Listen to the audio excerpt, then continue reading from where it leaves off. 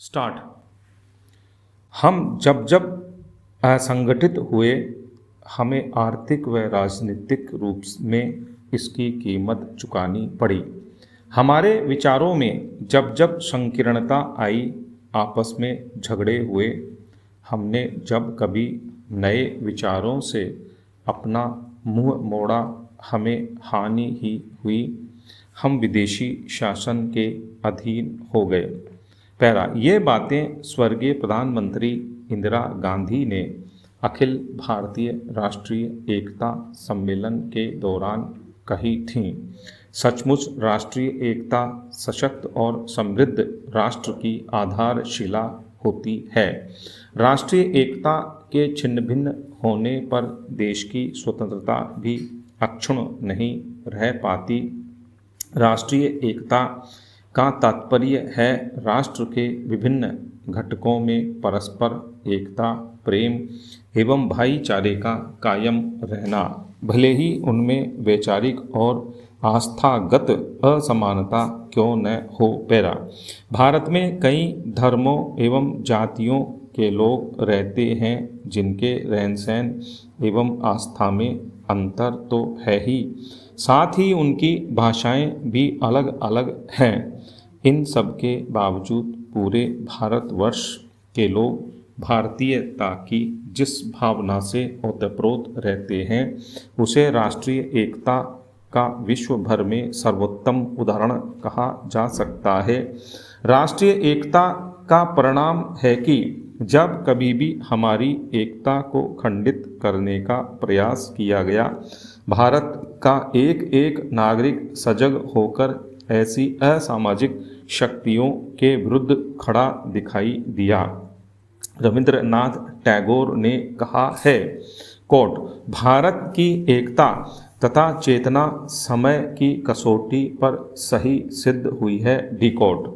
Para, उल्लेखनीय है कि राष्ट्रीयता के लिए भौगोलिक सीमाएं, राजनीतिक चेतना और सांस्कृतिक एकबद्धता अनिवार्य होती हैं। यद्यपि प्राचीन काल में हमारी भौगोलिक सीमाएं इतनी व्यापक नहीं थीं और यहाँ अनेक राज्य स्थापित थे, तथापि हमारी संस्कृति और धार्मिक चेतना एक थी। कन्याकुमारी से हिमालय तक और आसाम से सिंध तक भारत की संस्कृति और धर्म एक थे।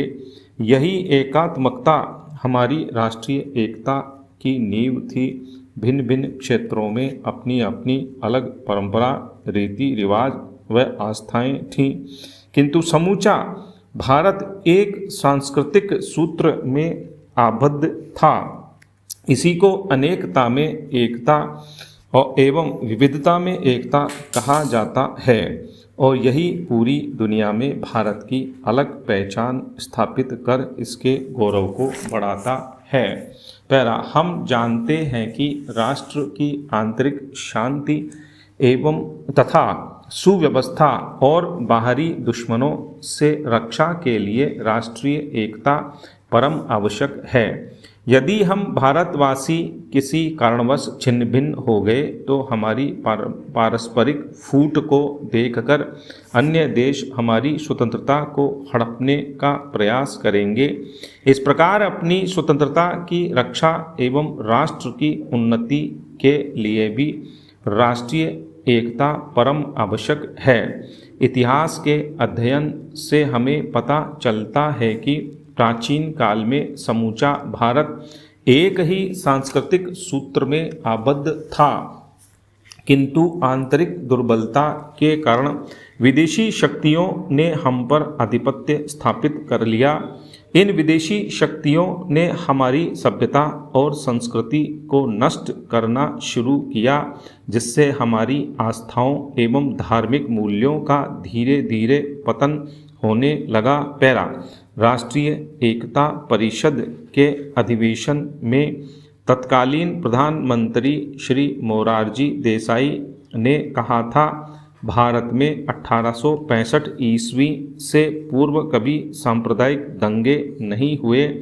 यहाँ सदियों से विभिन्न धर्मों के लोग मिलजुल कर रहते आए हैं, किंतु अंग्रेज़ों के शासन काल में यहाँ हिंदू मुस्लिम दंगे शुरू हो गए। यह अंग्रेज़ों की सोची समझी कूटनीतिक चाल थी और इसका लाभ ब्रिटिश सरकार ने उठाया। कभी उन्होंने हिंदुओं का समर्थन किया तो कभी मुसलमानों का और कभी ईसाइयों का। अंत में विभाजन हुआ। अगर हम इस विभाजन को न स्वीकारते तो अंग्रेज़ अपने को बनाए रखते। लगभग 1000 वर्षों की परतंत्रता के बाद अनेक संघर्षों व बलिदानों के फलस्वरूप हमें स्वाधीनता प्राप्त हुई। स्वतंत्रता प्राप्त करने के बाद हमारी एकता सुदृढ़ तो हुई, परंतु आज सांप्रदायिकता, क्षेत्रीयता, जातीयता और भाषागत अनेकता ने पूरे देश को आक्रांत कर रखा है। पैरा।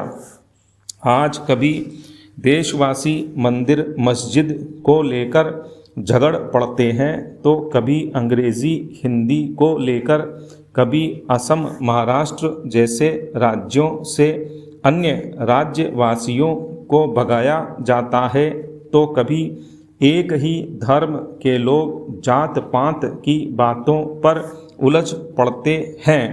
देश में बाबरी मस्जिद गिराए जाने, गोधरा कांड, मुजफ्फरनगर दंगे जैसी स्थितियां फिर से न आएं, इसके लिए सांप्रदायिक विद्वेष, स्पर्धा, ईर्ष्या आदि राष्ट्र विरोधी भावनाओं को अपने मन से दूर रखकर सद्भावना का वातावरण कायम रखना आवश्यक है।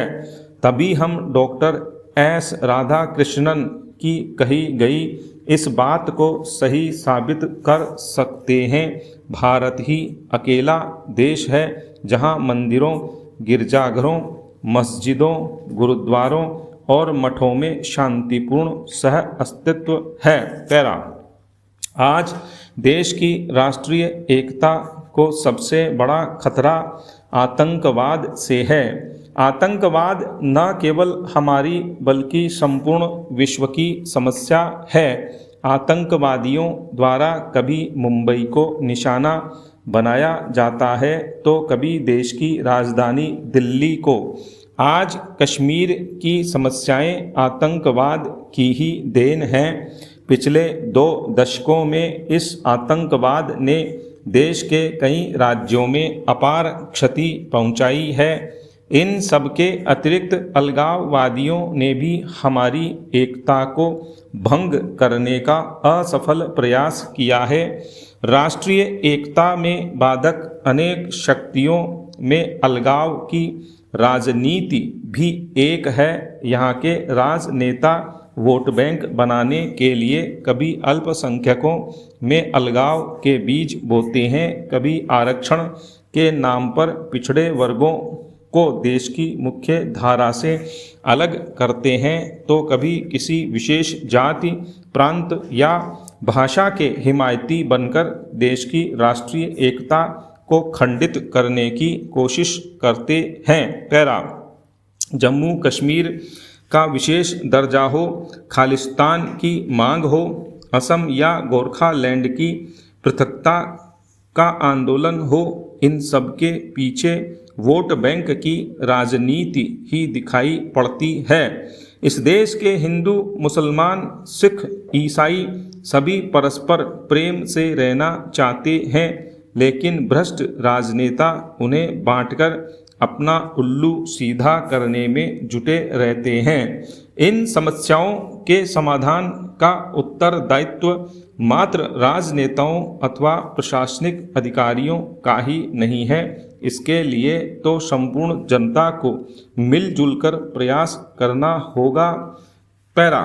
इतिहास साक्षी है कि अनेक धर्मों, अनेक जातियों और अनेक भाषाओं वाला यह देश अनेक विसंगतियों के बावजूद सदा एकता के एक सूत्र में बंधा रहा है। यहाँ अनेक जातियों का आगमन हुआ और वे धीरे धीरे इसकी मूल धारा में विलीन हो गईं। उनकी परंपराएं, विचारधाराएं और संस्कृतियां इस देश के साथ एक रूप हो गईं। भारत की यह विशेषता आज भी ज्यों की त्यों बनी हुई है। भारत के नागरिक होने के नाते हमारा कर्तव्य है कि हम इस भावना को नष्ट न होने दें, वरन इसको और अधिक पुष्ट बनाएं।